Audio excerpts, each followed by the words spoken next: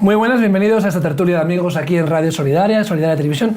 Es un placer estar con vosotros en esta ocasión. Hoy tengo un programa especial, tenemos un invitado muy especial, él se llama Francisco Gil White. Él es antropólogo, es premiado orador, analista político. Tiene un currículum bastante grande y extenso. Ahora vamos a ir desgranando un poco su biografía, pero sobre todo nos hemos acercado a él, o él le hemos acercado a nosotros, en este caso para hablar de la geopolítica mundial, de Israel, del problema del antisemitismo en el mundo, también del conflicto actual con Hamas e Israel, podríamos decir también el famoso conflicto árabe-israelí. Vamos a intentar entrar en la harina con nuestro invitado de hoy. Francisco, buenos días. Buenas, ¿cómo estás? Muy bien, muchas gracias por la invitación.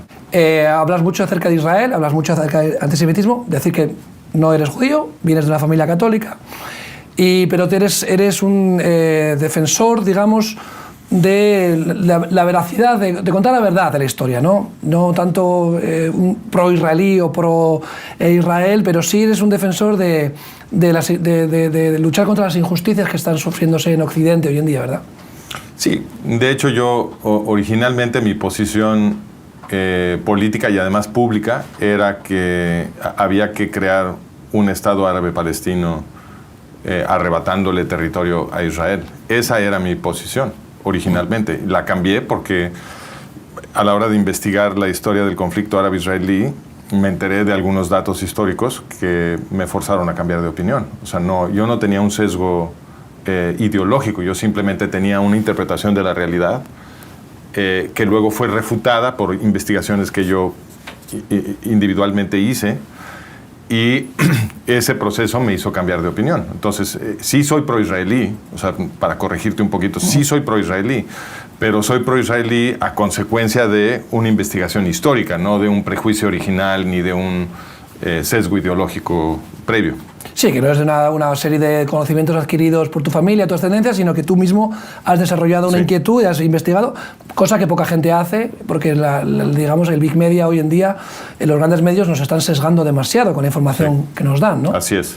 Porque podríamos decir que se está transmitiendo un mensaje de que las consecuencias del terrorismo o del ataque del 7 de octubre o todos los ataques contra Israel son consecuencia del propio Estado israelí. O sea, que la culpa es de Israel, que ha causado ese odio, cuando podríamos decir que ese odio no es ni del año 48 ni del principio del siglo XX. ¿Qué me puedes contar sobre este tema? Bueno, pues el odio antijudío es tan viejo como la civilización occidental, tan viejo como la civilización musulmana. A la gente en la escuela le dicen, esto lo escuché yo y he visto que se lo dicen a todo mundo, que Shoah, el holocausto, el exterminio de la población judía europea a manos de los nazis, fue una cosa excepcional, única.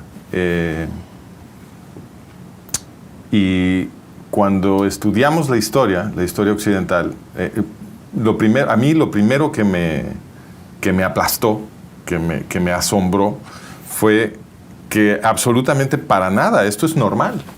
O sea, las grandes matanzas, expulsiones, conversiones forzadas, saqueos de judíos, son el fenómeno sociológico más estable y recurrente de la historia occidental y musulmana. Entonces, el holocausto no fue especial, el holocausto fue totalmente normal. Hubo genocidios contra los judíos por parte de los greco-macedonios, de los romanos, de los inquisidores, de los zaristas, imperialistas rusos, de los nazis alemanes, y ahora estamos viendo el mundo yihadista que quiere cometer otro. Entonces, y de hecho ya inició otro, inició el 7 de octubre de 2023. Entonces la única pregunta ahora es si lo vamos a detener o no, pero ya inició. Entonces, los exterminios de judíos son totalmente normales, y eso quiere decir que la animosidad que estamos viendo hacia el Estado de Israel, que era el tema que tú estabas mencionando, no debe ser interpretada como una consecuencia de algo que hagan o dejen de hacer los judíos, que es justamente el punto, ¿no? Que la gente cree que se le mete a la cabeza esta idea a la gente de que el antisemitismo algo tiene que ver con algo que hicieron los judíos en Gaza o algo que hicieron en Siria o algo. Y aunque sin duda estas acusaciones se hacen en el contexto de estos conflictos. Es obvio que no hay una conexión causal entre el comportamiento de los judíos o las deficiencias que se alegan en ese comportamiento y el antisemitismo. Porque cuando, por ejemplo, los judíos israelíes hacen precisamente lo que la gente que los presiona exige que hagan. Por ejemplo, se salieron de Gaza en el 2005, el gobierno de Israel decidió evacuar Gaza, ¿cierto? Se salió toda la institucionalidad del Estado de Israel de Gaza, inclusive retiraron a la fuerza a los judíos que vivían en Gaza, que no se querían ir, los sacó el ejército israelí, y le regalaron todo lo que habían construido los judíos de Gaza, se lo regalaron a los árabes palestinos, y le dieron todo eso a la autoridad palestina, a OLP Fatah, para que hicieran el experimento de autogobernarse. Y cuando empezaron a llover cohetes de Gaza contra las comunidades de civiles israelíes,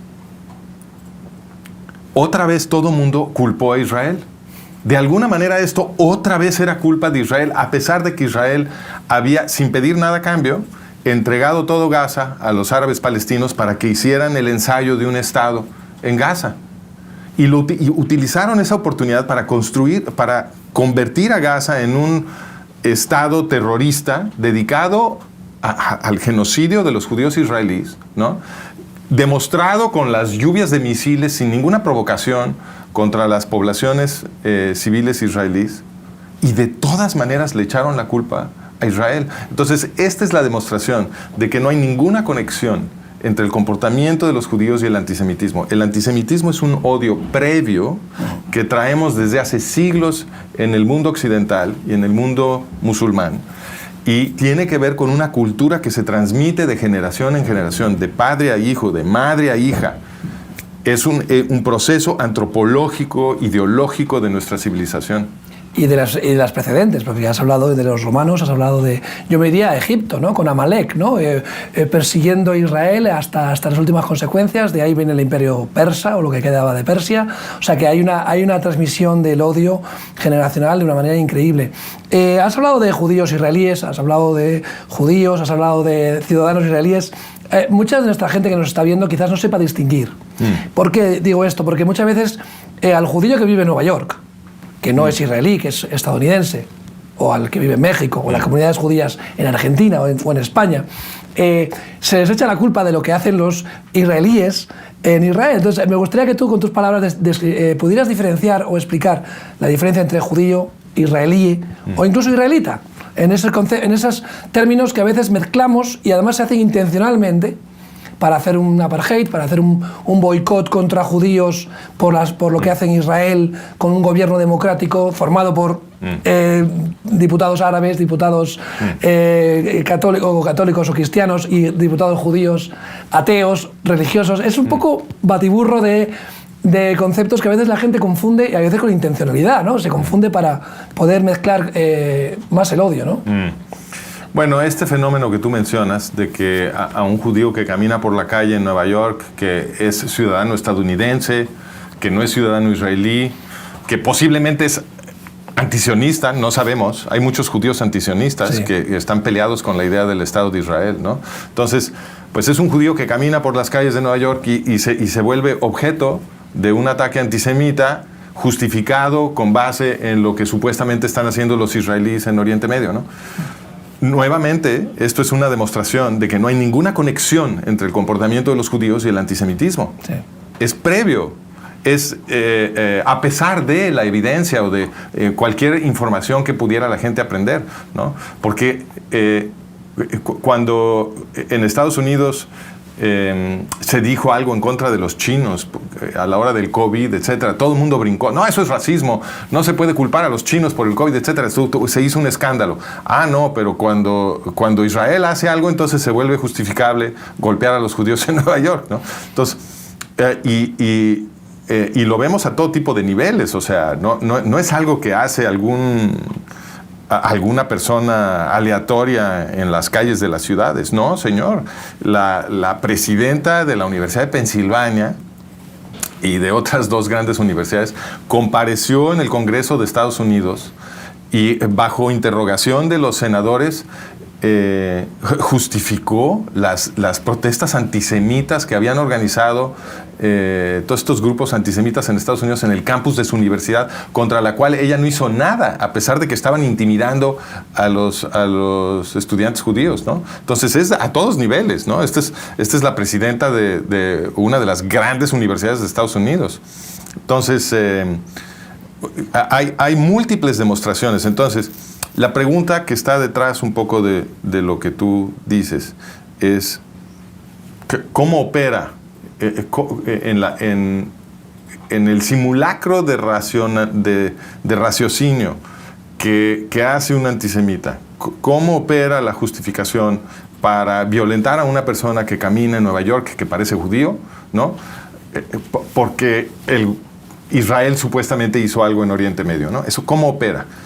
Y creo que hay una justificación que opera en el trasfondo, que es que toda esta gente cree, desde un punto de vista totalmente racista, que los judíos son una masa homogénea, que está toda de acuerdo, que no hay realmente individuos autónomos ahí, sino que son una especie de superorganismo totalmente solidario y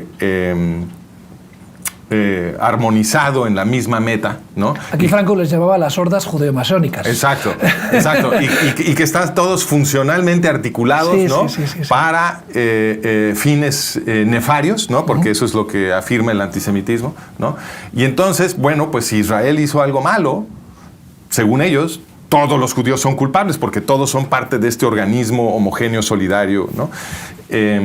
Y eso tiene mucho que ver con las acusaciones de siempre, porque esto es muy viejo, pero más recientemente con una propaganda que se llama los protocolos de los sabios de Sion. Sí, de la cual todavía hoy en día muchas personas creen que es un libro basado en hechos reales. Correcto. Cuando realmente fue una caricatura mal perversa para enfocar el odio de la crisis mundial hacia los judíos. De hecho, los protocolos es un fraude creado por la policía secreta del Imperio Zarista.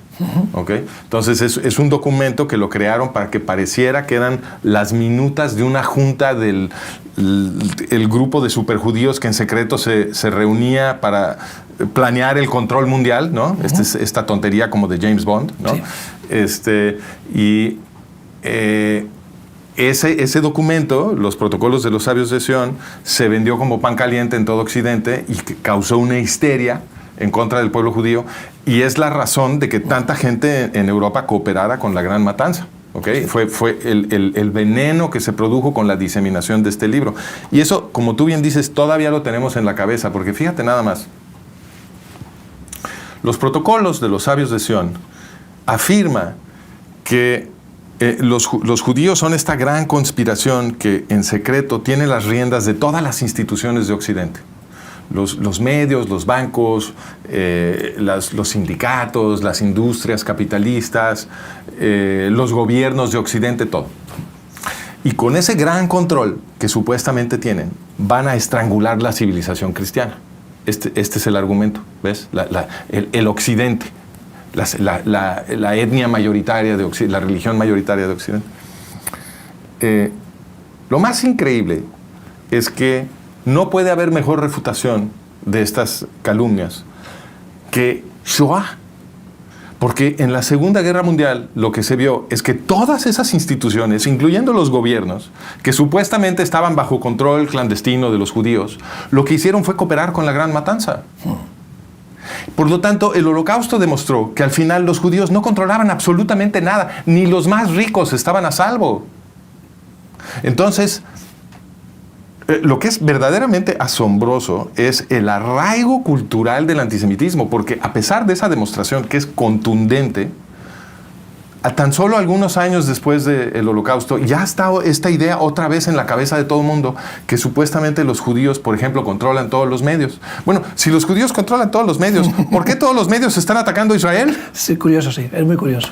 es muy curioso. Pero ¿cómo germina la idea en alguien que tiene algo preconcebido, ¿no? Aquí se habla mucho en redes sociales de las cajas de resonancia, ¿no? Las cajas de eco, que son aquellas que te realimentan de los contenidos a los que solamente tú estás de acuerdo. Entonces, al final, pones grupos que están muy esparcidos, no tienen fuerza, les das un poder porque se unen entre ellos. Por eso vemos movimientos como el terraplanismo, movimientos como el wokismo, movimientos que dirías que deberían ser muy marginales, pero a la hora de amplificar una idea preconcebida, estás alimentando, bueno, pues yo creo que es una semilla muy, muy peligrosa. El antisemitismo, como tú has dicho, no es nuevo, nos podemos ir a la Edad Media. Todavía hay pueblos en España que como parte de la historia del pueblo se le echa la culpa a los judíos de sacrificios humanos a niños. Oh, wow. Que todavía se recuerda cuando... El libelo de sangre. Por ejemplo, y siempre se habla del niño de la Puebla, creo que es, y era mentira, fue una historia inventada. Claro, inventadas. Para poder echar la culpa a los judíos de las pestes. Sí, sí. Pero claro, los ciudadanos normales no se lavaban, no tenían higiene, cogían enfermedades, los judíos tenían más higiene, se lavaban antes de comer, entonces no se enfermaban tanto. Entonces, claro, si ellos no se enferman, es que entonces están envenenando. Exacto, exacto. Entonces, es común, es un viejo conocido, tú lo has dicho claramente, el antisemitismo, el odio hacia Israel. Podríamos intentar, tú como antropólogo, yo podría interpretar por qué, pero bueno, voy a dejar No, yo tengo una teoría para eso. ¿Sí? Yo encantado te la comparto. Venga, perfecto, adelante. La razón del antisemitismo es que el pueblo judío inventó la lucha por la libertad y por los derechos universales de todos los seres humanos. Y eso era un gran estorbo para las clases gobernantes de la antigüedad y de todos los tiempos que buscan esclavizarnos a todos. Entonces, fíjate nada más, todo el mundo cristiano sabe esto, inclusive los católicos que no siempre leen la Biblia, ¿no? Pero todos lo sabemos porque las historias de la Torá, de los primeros 5 libros de la Biblia que comparten los judíos con los cristianos y los católicos, esos primeros 5 libros cuentan una historia que es muy famosa. Entonces, todos tenemos esto en nuestro trasfondo cultural. ¿De qué habla el segundo libro, el libro del Éxodo? Habla del contexto en el cual se recibe de Dios la ley de Moisés, la ley que organiza al pueblo judío. Y ese contexto es una revuelta de esclavos. Los israelitas eran esclavos del faraón en Egipto y el líder revolucionario Moisés los organiza para resistir su opresión y luego escapar al desierto del Sinaí. Y una vez que están en libertad en el desierto del Sinaí, reciben una nueva ley de la deidad que organizó la revuelta de esclavos, ¿cierto? Porque la organiza él. Y esa ley, obviamente, es una ley diseñada para combatir la opresión. Es la ley de los esclavos liberados. En esa ley están protegidas con especial cuidado las personas más vulnerables de la sociedad. La viuda, el huérfano, el esclavo. Hay un montón de leyes para proteger al esclavo, que nada más puede ser esclavo por un periodo muy corto y por voluntad propia, si no pudo pagar una deuda o algo así. Solamente puede ser esclavo 6 años y durante esos 6 años no lo pueden maltratar. Hasta los animales tienen derechos. Hasta los animales tienen derechos, así es. Luego, en la ley secundaria, en lo que llamamos el Talmud, o la ley oral, ya escrita en el Talmud, se fueron exagerando todavía más los principios compasivos. Por ejemplo, en Kiddushin 20a se dice que las condiciones del esclavo tienen que ser iguales o mejores que las del amo. Bueno, pues esta gente está aboliendo la esclavitud. Eso es lo que están haciendo.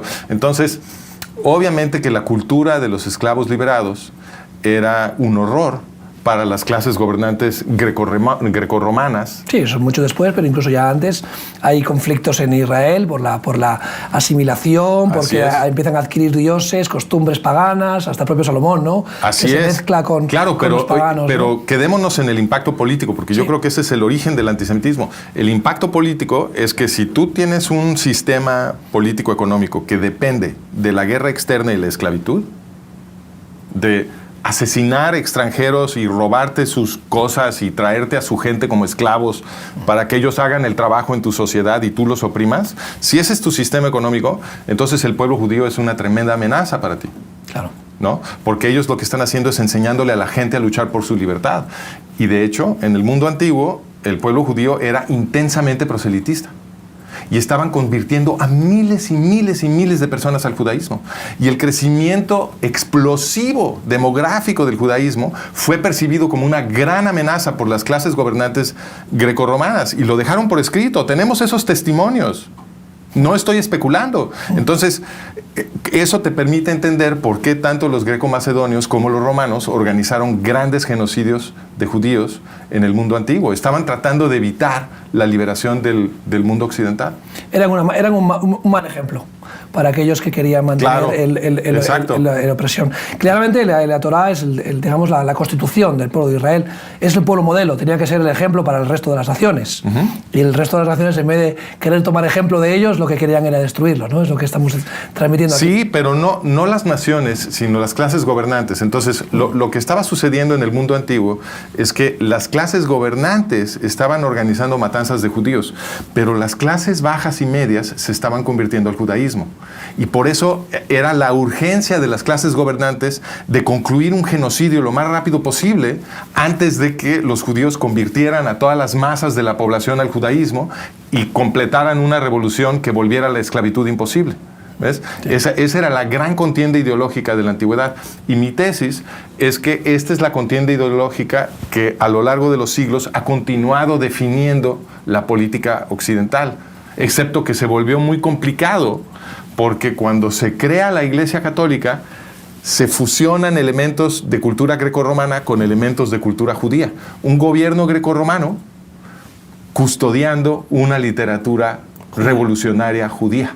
Sí, era totalmente transformador. Yo te he escuchado en alguna ocasión decir también eso, que las clases altas eran las que más se helenizaban. Correcto. Dentro de los judíos, porque claramente empezaban a manejar poder y dinero y querían helenizarse para poder tener control y opresión sobre las... Es decir, que la tensión existía también dentro del pueblo judío. Eso es lo que tú estás señalando. Eso es. Y a la gente que estaba más arriba en la pirámide social judía le convenía menos la ley de Moisés. Ya en la época de Jesús se hablaba más griego casi que el hebreo. Solamente el hebreo se guardaba para la sinagoga y el templo. El arameo era el idioma un poco... Hablaban mucho arameo. Eso, de la calle, ¿no? El idioma callejero, como si fuera el yiddish de la Edad Media arameo, en Europa, ¿no? Que es muy parecido al hebreo, el arameo. Sí, muy parecido. También el yiddish tiene mezclas ahí raras, ¿no? Y bueno, y el griego era el idioma conductor del dinero, del trapi y demás. Se me ha ido un poco la... Tú has dicho eso claramente, has mencionado al pueblo del libro. Yo diría que a Israel se debería conocer como el pueblo del libro, ¿no? El libro que hemos heredado los cristianos, nuestras raíces deberían ser judeo-cristianas, claro. Como creyentes en Yeshua, en Jesús, que es el Mesías hebreo, prometido a los hebreos. Nosotros nos lo hemos apropiado. En la interpretación de los cristianos, con todo respeto a los judíos, ¿no? O sea, hay distintas interpretaciones sobre claramente, no desde mi punto de vista cristiano. Claro. Sí, al pueblo de Dios, a Israel se le puede conocer como el pueblo del libro. Y Dios es el protagonista o es el que dicta el libro, el que escribe el libro. ¿Podemos concebir un pueblo sin Dios o un Dios sin pueblo? O sea, para mí, si me preguntaran hoy en día, ¿cómo demuestras la existencia de Dios? Y uno diría, no, la ciencia, la genética, el diseño creativo de un ingeniero, de un diseñador superior. Bueno, yo no entraría en ciencia, para mí la prueba de la existencia de Dios es Israel. Tú hablas de las pruebas políticas, hablas mucho de los macabeos, de la lucha, de la liberación de Israel en la famosa fiesta de Hanukkah, pero para mí la existencia de Dios se puede demostrar por Israel. ¿Tú crees que eso es cierto? ¿Hasta qué punto? Pues mira... O sea, Dios está detrás de Israel y Israel, digamos, existe hoy todavía porque hay un Dios que la protege. Mira, yo me pasé varios años siendo ateo y ahora me gusta la hipótesis de que Dios existe. Y lo que me convenció fue justamente la historia de Israel. Cuando yo empecé a estudiar todo el camino histórico del pueblo judío, me pareció que lo que estaba yo viendo era demasiado improbable. O sea, ¿cómo es posible que fíjate nada más este dato, porque es impresionante.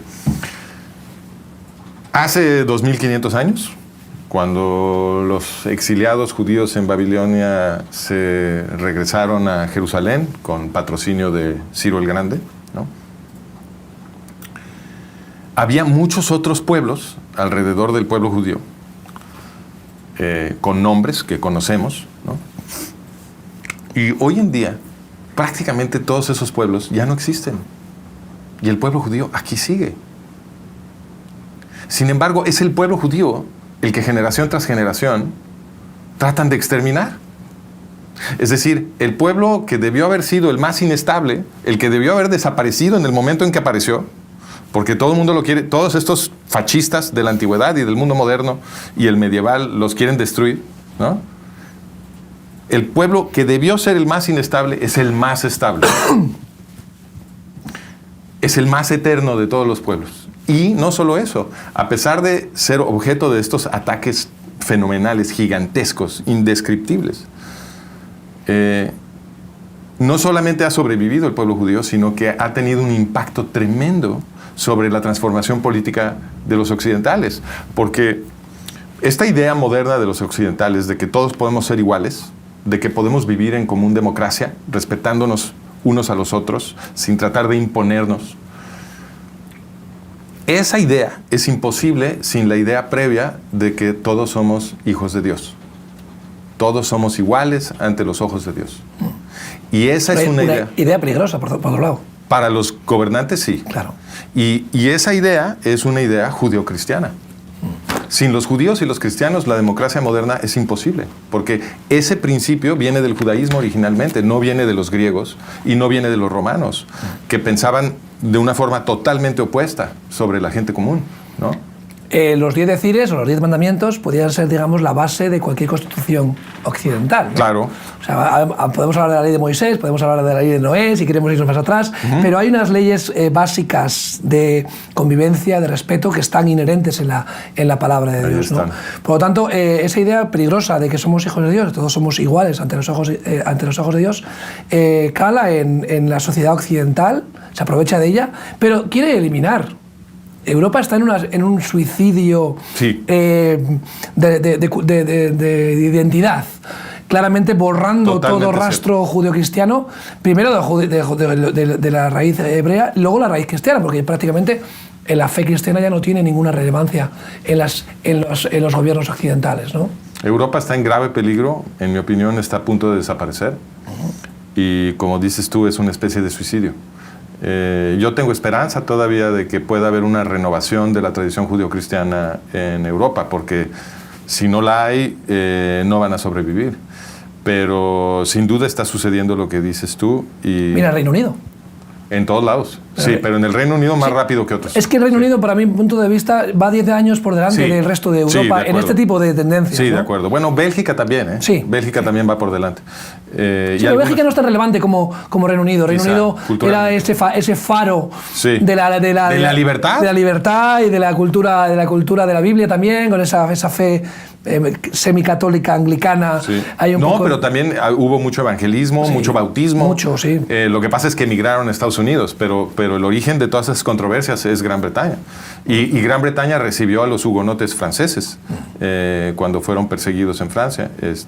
Entonces sí, hay una gran tradición de libertad religiosa.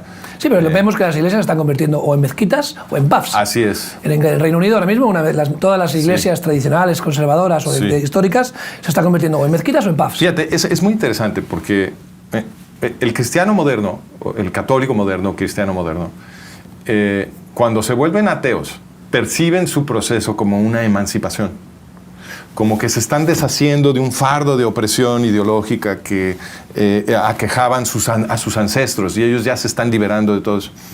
Y hay un aspecto real en eso, porque la estructura de gobierno de la Iglesia durante siglos sí fue muy opresiva sobre los occidentales. Y eso ayuda a que la gente confunda la estructura de gobierno con el valor de los textos, ¿no? Pero la realidad es que lo que emancipa políticamente a los occidentales son esos textos. Sin esos textos, nunca nos hubiéramos deshecho de nuestros gobernantes opresivos, porque esos gobernantes opresivos tienen una tradición ideológica grecorromana. A la fecha de hoy nos están haciendo admirar a los griegos y a los romanos en las escuelas, ¿no? Entonces, lo que ellos respetan, lo que ellos admiran, su tradición, es una tradición opresiva. Y para liberarnos de eso, tuvimos que luchar con base en las promesas de los libros judíos y cristianos. Sin esos libros nunca nos hubiéramos emancipado. Entonces, creo que el camino de la es importante comunicarle a los occidentales modernos que el camino de la libertad no es independiente de la tradición judío-cristiana y que abandonar esa tradición a lo que nos presenta es entregarnos al fascismo o al Islam. Que al final son un poco lo mismo. Yo diría más hacia el Islam, pero yo veo reflejado en Estados Unidos. Estados Unidos lleva viviendo de las rentas mucho tiempo, tanto de las rentas económicas, con un mundo dolarizado, donde el dólar ya no vale más que la deuda que tiene Estados Unidos, donde el país ha perdido claramente sus valores judeocristianos. Tú hablas de la universidad. La universidad en Estados Unidos, tanto en Canadá como en Estados Unidos, es el foco donde están haciendo ese antisemitismo. Vemos ahí es donde se inculca. Ahí donde se inculca. Con mayor claridad. Todo el movimiento queer, todo el movimiento LGTBQ+, que además me hace mucha gracia, donde vemos Queers for Palestine, ¿no? en las manifestaciones, movimientos LGTB que apoyan... Bueno, ese dato en particular evidencia la gran confusión de los occidentales, sobre todo en la izquierda, porque... precisamente a los que no les importa y no te van a oprimir por ser homosexual o por ser lésbico o por ser trans o por ser cualquiera, precisamente los que van a tolerarte somos nosotros, los que estamos aquí en Occidente. Nosotros somos los que vimos crecer y nutrimos todos esos movimientos de emancipación identitaria, ¿no? ¿Quiénes son los que los van a oprimir? Los musulmanes. Los musulmanes lo dicen en voz alta. Sí. Entonces, el hecho de que estos activistas de izquierda, de identidad de género, etcétera, estén abogando por los movimientos yihadistas en Gaza y en otros lados, lo que demuestra es que las universidades, porque son producto de las universidades, han destruido la capacidad de nuestros jóvenes de razonar. El pensamiento crítico ha muerto y lo mataron las universidades, lo cual quiere decir que ha habido un proceso de corrupción de las universidades, porque las universidades se supone que son los templos donde vamos a aprender a razonar. No, en realidad no, pero el sistema educativo occidental ha dejado de ser un sistema donde fomenta... Tiene que ser abandonado. Es totalmente destruido y totalmente es una fábrica, tiene que ser abandonado. Fábrica de ladrillo. O sea, hoy en día el sistema educativo, tanto español, como que es el que yo conozco un poquito, es una fábrica de ladrillos. Y curiosamente lo que tú estás diciendo, políticos de izquierda, medios de izquierda, diciendo desde el río hasta el mar, defendiendo un lema totalmente... genocida. Genocida, que busca la destrucción de Israel, porque si tú ves el pequeño Estado de Israel, otro día veía al presidente, o sea, al primer ministro israelí, en un pequeño mapa, ¿no? Se explicaba, mira, toda la cultura árabe alrededor, todos los países que son donde hay Islam y el pequeño trocito que es Israel, Así donde es. un estado bastante pequeño, y definir la frontera con Jordania, que es el río Jordán, y el mar Mediterráneo es donde está Israel. Así ¿no? es. Uno de los retos, y hemos hablado del suicidio occidente, creo que uno de los principales retos, desafíos, es el suicidio demográfico. Europa está envejecido. España, no sé si es el primero o segundo país del mundo más envejecido del mundo, con Japón y no sé si alguno más, pero la natalidad de España por pareja creo que es 1.1 y pico, 1.2, que es un suicidio demográfico completamente. Estamos ayudando un poco a los latinoamericanos que nos estamos viniendo a España. Y os agradecemos mucho ese empujoncito. Porque por otro lado está viniendo una invasión claramente forzada por la Unión Europea de reemplazo, ¿no? de las generaciones por gente de África, gente de otras nacionalidades, sobre todo con otras culturas, y muchos de ellos yihadistas o musulmanes, ¿no? Alemania está reculando, vemos Estados Unidos, vemos movimientos dentro de Europa. Austria tiene ahora han encomendado al partido de derechas que forme gobierno, no sé si lo va a poder hacer. Hay una política de cambio, pero ya es tarde, porque realmente... no es tarde todavía. En el relevo generacional vamos un poquito tarde, ¿no? Sí. No es... En mi opinión, no hemos cruzado todavía el umbral del hoyo negro. No hemos pasado el event horizon. El punto del no retorno. Exacto. No, yo creo que todavía no. Porque las poblaciones musulmanas en Europa todavía son minoritarias. O sea, eso sí es cierto. O sea, la población, digamos, de herencia judeocristiana sigue siendo fuertemente mayoritaria. Entonces, sí, pero las segundas y terceras generaciones, curiosamente, se radicalizan más. No, de acuerdo. Yo vengo de País Vasco, por ejemplo, y mis amigos, yo no soy vasco de origen, pero en mi juventud, los más radicales pro-terroristas, etarras, independentismo, eran aquellos que eran hijos de extremeños, andaluces, de otros lugares. No era tanto el vasco nativo, sino. Entonces lo vi en mis carnes. Y lo vemos en los radicales, que son hijos de terceras culturas, que no son europeos, no son árabes, no son musulmanes. Entonces, muchos se radicalizan. Estoy de acuerdo contigo y no me... en tratar de presentar una posición un poquito más optimista, yo no la estaba basando en la moderación de los musulmanes. Yo entiendo que los musulmanes se radicalizan y se van a seguir radicalizando porque las mezquitas y los clérigos que operan en Europa, que los gobiernos europeos han permitido, han sido construidos con dinero de Qatar, de Emiratos, de Turquía. Que no solo compran clubes de fútbol. No. También hacen ese tipo de trabajo. Es interesante porque aquí hablamos solo del dinero que llega a los jugadores de fútbol, sino que también lo utilizan para esas cosas, ¿no? Las mezquitas en Europa han sido construidas por los estados más radicales. Entonces, los clérigos que predican en esas mezquitas están predicando la destrucción de Europa. Y esto se reporta poco porque el sistema de medios está tomado por los enemigos de los europeos y de todos los occidentales. Entonces, no, los musulmanes se van a seguir radicalizando, en mi opinión, pero todavía son minorías. Por lo tanto, si la resistencia a favor de la preservación de un occidente libre puede canalizarse políticamente, estamos todavía a tiempo, pero sí es importante también que logremos empezar a reproducirnos otra vez. Eso también es importante. Porque independientemente de la lucha ideológica, que en mi opinión es primaria y más urgente, pues de todas maneras una sociedad no puede preservarse a menos de que se reemplace el material humano, ¿no? Entonces, obviamente, eso... Es un desafío muy grande. Sí. Hablas del odio del Islam o de las culturas contra Occidente. Yo recuerdo palabras de Arafat, que fue un terrorista claramente, que recibió el Premio Nobel de la Paz, fundador de la OLP, que decía, hoy vamos a por los del sábado, pero mañana iremos a por los del domingo. Entonces, no nos damos cuenta, cuando vemos el odio hacia Israel, cuando vemos el antisemitismo crecer, Israel son 18 millones, los judíos en el mundo son 18, 20 millones de seres humanos en el mundo, el resto somos 8.000 millones más. Pero no nos damos cuenta que ese odio que se proyecta hacia Israel, mañana se va a proyectar hacia los cristianos, sean protestantes, evangélicos, o sean católicos, por el hecho de defender los mismos valores y defender esa libertad de la que hemos hablado acá. Sí, el hecho de que no nos demos cuenta de eso, a mí me sugiere que la gente recibió una educación muy pobre sobre la Segunda Guerra Mundial. Porque la lección de la Segunda Guerra Mundial, para cualquiera que la estudie un poco, es muy clara. Los antisemitas, cierto, mataron entre 5 y 6 millones de judíos, pero no se detuvieron ahí. La Segunda Guerra Mundial, que fue causada por los antisemitas, asesinó más de 64 millones de no judíos.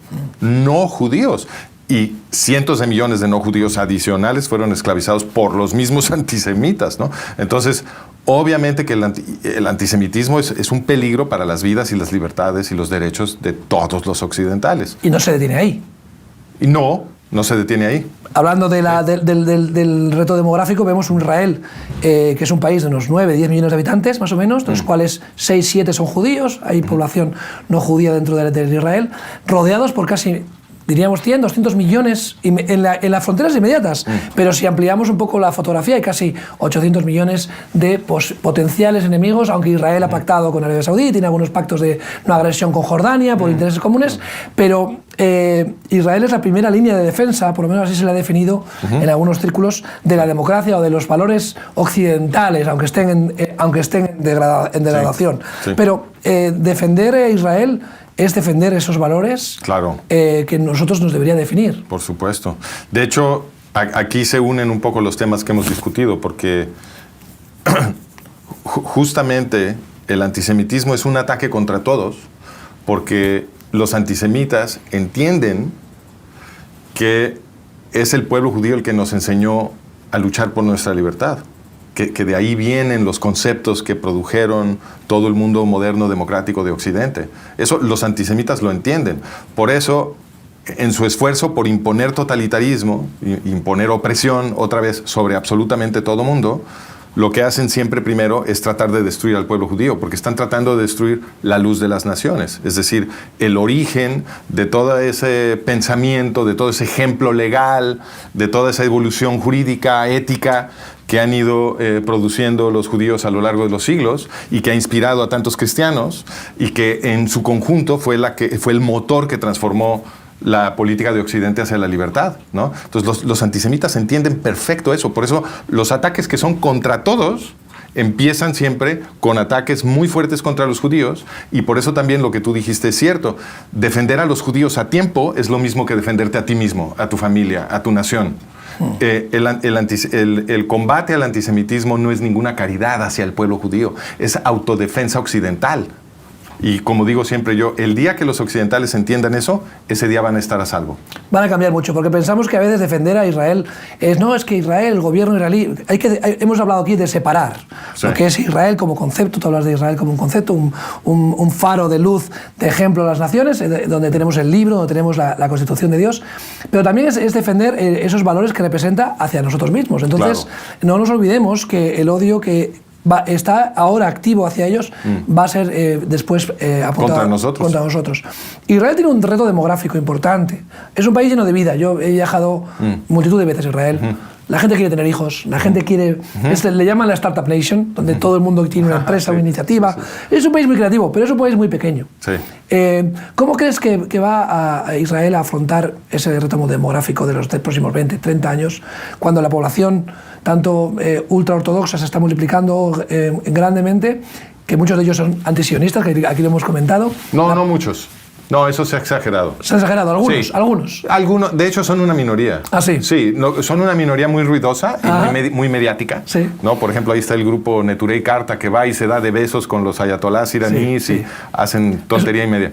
Pero son un grupo pequeño, ¿no? De hecho, hay un espíritu sionista gigantesco y muy, muy patriótico en el grueso de la población religiosa. Está creciendo, sí, incluso la iniciativa de participar en el ejército, y está habiendo un pequeño cambio generacional. Sí. Pero por otro lado tenemos la población árabe y musulmana, que está creciendo enormemente. ¿Cómo va a afrontar Israel, o cómo debería afrontar? ¿Hay más judíos fuera de Israel que dentro? ¿Ese antisemitismo global crees que va a producir una nueva aliyá, un nuevo empuje hacia Israel? Y luego, los descendientes de los judíos históricos, ¿no? Que muchos Chávez, muchos Sánchez, muchos González o diferentes que han heredado, digamos, esas raíces, ¿tú crees que es posible que todavía haya una aliyá de esos judíos no conscientes, ¿no? O llamámosle anusim, llamámosle a aquellos que son descendientes de las diásporas, que puedan retornar a Israel y fortalecer un Estado de Israel más en el futuro que nos lleva por delante, ¿no? Ahora. Bueno, son varias preguntas. Sobre el reto demográfico, mira, la impresión que a mí me da, porque he leído un poquito sobre esto, es que el reto demográfico de Israel se ha exagerado mucho.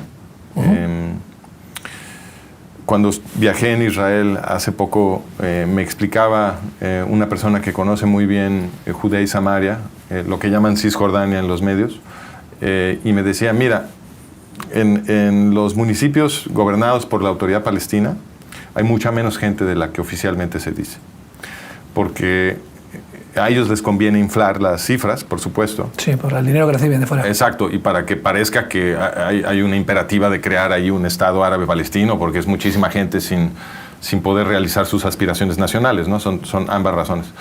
Y entonces inflan muchísimo los números, pero me dice, la realidad es que muchísima gente ha estado saliendo. A la primera oportunidad que tienen se van. ¿Por qué? Bueno, ya no quedan cristianos, por ejemplo. Cristianos ya no quedan. Cristianos árabes de la zona ya no quedan. Totalmente de acuerdo, pero él se está refiriendo a los árabes musulmanes. ¿Y por qué se van? Porque, en gran parte, porque la vida ahí no ofrece mucho, no hay un apetito. O sea, ¿qué es lo que se te va a antojar ahí? Toda la vida social de la Autoridad Palestina está organizada alrededor del asesinato de judíos. Una fracción enorme del presupuesto de la Autoridad Palestina se utiliza para pagar salarios de asesinos de judíos, porque cuando tú asesinas a un judío, si eres un árabe musulmán que vives en el territorio de la Autoridad Palestina, te empiezan a pagar un salario para recompensarte por el judío que mataste. Y si en el acto de matar a ese judío tú te mueres, entonces se lo pagan a tu familia. Esto es una norma oficial. Y como se ha hecho esto durante años, toda la cultura de la gente que vive en la Autoridad Palestina se ha transformado. Porque todo el sistema de prestigio es para honrar a los que ellos llaman mártires, que eso es gente que muere asesinando civiles judíos. Sí, les quitan el futuro, les dejan sin futuro y dicen, mira, por lo menos sacrifícate, vamos a honrarte cuando vengas como un héroe, vamos a repartir caramelos a los niños, cuando llegue tu cuerpo... Entonces, ¿qué pasa? Si tú naces en una sociedad así y esto te parece poco atractivo, lo que haces es irte, porque eso es Mordor. Entonces, mucha gente ha estado saliendo, los únicos que se quedan son los más radicales, pero son cada vez menos. O sea, hay un proceso de emigración fuerte, fue lo que me explicó esta persona, pero eso no se reporta. Eso no se reporta. Tampoco es tan rápida la reproducción de los árabes musulmanes en la Autoridad Palestina. Mientras tanto, como tú mencionaste, la reproducción de los judíos en Israel sí es muy rápida. No solamente los religiosos. Los judíos seculares también tienen un crecimiento rápido, a diferencia de las poblaciones en otros lados de Occidente. Entonces, no es tan... Contrarresta un poco, perdona, con la idea que tenemos en Occidente de no, es que porque no hay recursos es muy difícil tener hijos sin dinero. No, mentira. Mentira, porque en los países más pobres es donde más hijos se tiene. Claro, o sea, que el problema los hijos no cuestan tanto. No cuesta tanto. No. Además, aportan mucho más de lo que cuestan. De todas maneras, es la mentira que nos han engañado en Occidente, donde no, es que hasta que no tenga el piso, hasta que no tenga dinero, no se Lo que pasa es que queremos tener hijos a los 40. Exacto, lo que pasa es que queremos viajar, queremos vivir, queremos gastar en otras cosas. Sí, pero sin embargo, en Israel yo lo he visto y conozco muchas parejas jóvenes. Primero que hay una mentalidad de casarse joven, de formar una familia joven, y después del ejército. Totalmente cierto. Y tener hijos. Tener hijos y, bueno, quizás no como los más religiosos que pueden tener 7, 8, 10, 12 hijos, pero no sé exactamente la cifra, pero sé que... pero aún y todo es poco, porque Israel es un país muy pequeño, rodeado de muchas naciones, no solamente de los árabes dentro de la Autoridad Palestina, sino de tantas naciones... No, pero el crecimiento de la población israelí no es un problema para Israel. Ya lo han demostrado muchas veces. Han absorbido...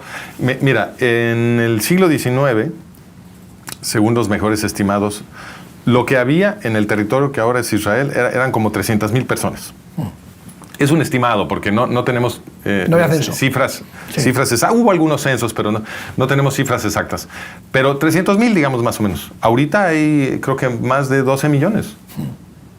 ¿No? Entonces, ¿qué va a pasar si crece mucho más la población de Israel? Nada. Van a terraformar el desierto. Ya lo hicieron en otras partes de Israel. El Negev lo van a convertir en un vergel.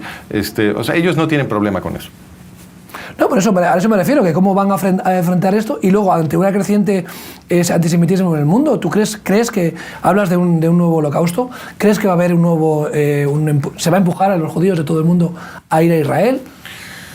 Bueno, qué interesante lo que acabas de decir, porque de hecho podría uno sospechar que el proceso de estimular el antisemitismo en todos lados, que es un proceso que requiere unas inversiones gigantescas, ¿no? Los antisemitas que gobiernan el mundo tienen muchísimos recursos y los han vertido, obviamente, en este gran esfuerzo internacional por crecer el antisemitismo en todos lados.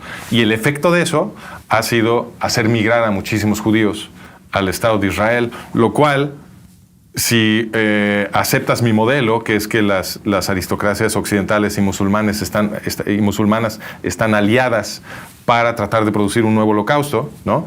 Pues entonces les conviene que todo se concentre en Israel y entonces convierten al Estado judío en un gran campo de concentración en vísperas de convertirse en un campo de muerte, ¿no? Entonces el proceso de las últimas décadas podría verse desde un punto de vista suspicaz, ¿no? Como un gran plan para ir acorralando a los judíos en el Estado judío y luego destruirlos. Intentar juntarlos para destruirlos. Sin embargo, los movimientos de mayor peregrinación en Israel han sido las persecuciones, tanto de Rusia, a principios del siglo XX, como después de la Guerra Mundial, donde todos los judíos europeos que pudieron fueron a Israel. Muchos llegaron a Argentina, llegaron a toda América Latina, pero vemos que a lo largo de la historia reciente, ¿no? En los últimos 2 siglos, el Estado de Israel es posible Gracias, en cierta manera, no solamente al Balfour famoso, sino que allá había una inquietud por un Estado judío, pero realmente es el holocausto, digamos, el causante final o el que provoca que sí que hay una migración masiva a lo que conocemos hoy en día como Israel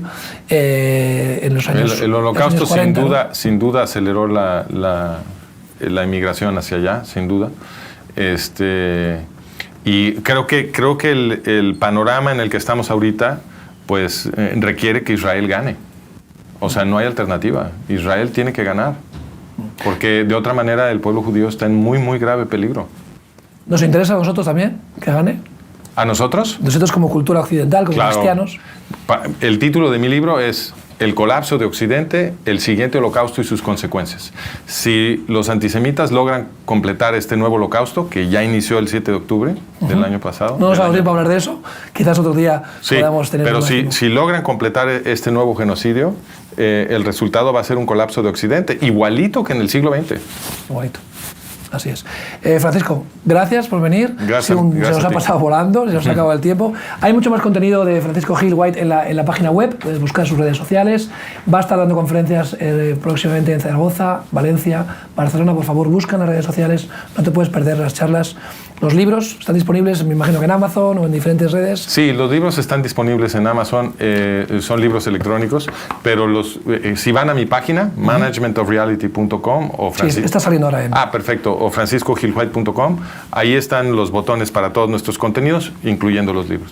Te agradezco mucho que estés aquí, pero ¿saben? Te agradezco mucho tu valiente defensa de Israel, porque no somos muchos los que podemos o queremos alzar nuestra voz a favor de Israel, con sus efectos, con sus fallos, con sus problemas, pero nos va mucho en ello, ¿verdad? Gracias por estar aquí, Francisco. Al contrario, gracias a ti. Gracias por acompañarnos, de verdad. Comparte el vídeo si te ha gustado y puedes darle más difusión en las redes sociales. Nos vemos pronto.